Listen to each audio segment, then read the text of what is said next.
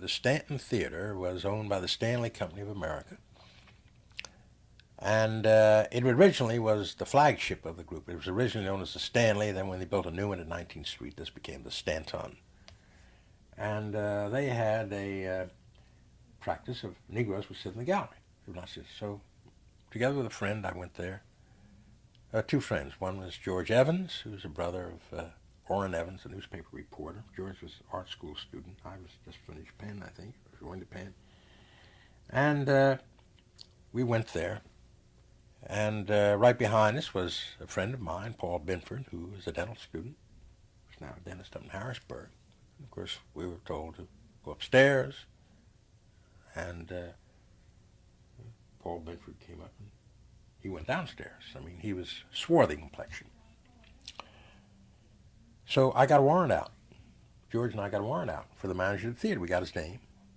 And he was, they had a hearing. At first, Austin Norris was the attorney.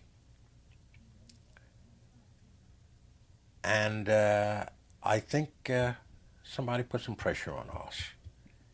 And he bowed out, and Bob Nix Sr. took over at the magistrate's hearing. All right, we went to the magistrate's hearing. They held him with the grand jury. And the grand jury blew it out.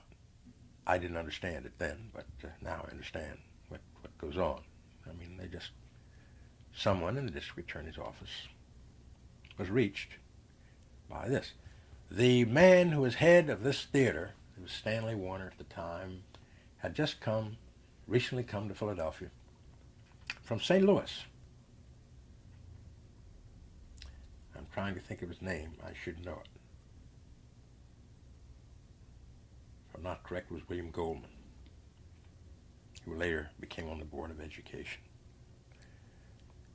A longtime supporter of the NACP and the cause of racial justice was Jacob Bilikoff, who was then the director of the Federation of Jewish Charities, and was a friend of my father. My father wrote him about this. This was at the time when the Jews were being persecuted in Germany. And he told Mr. Bilikoff what was what. He wrote William Goldman. And he said, my heart bleeds when I think about what happened to my friend's son, particularly when I think of what is being done to our people over in Germany. He said, I've written this to him, and he is a very fine man. I'm sure he will do something. He didn't. Never answered. However, the thing was blown out, but they stopped it. He didn't like the idea of being arrested. And that was a tactic. We were just going to continue. Go back, arrest him again. And there was no, like in the jury, they asked, well, did somebody advise you to go there? No. But I knew, and I knew what the district attorney probably charged him, the assistant. He charged him, and I mean, he got paid off, that's all. That's the way those things were done those days.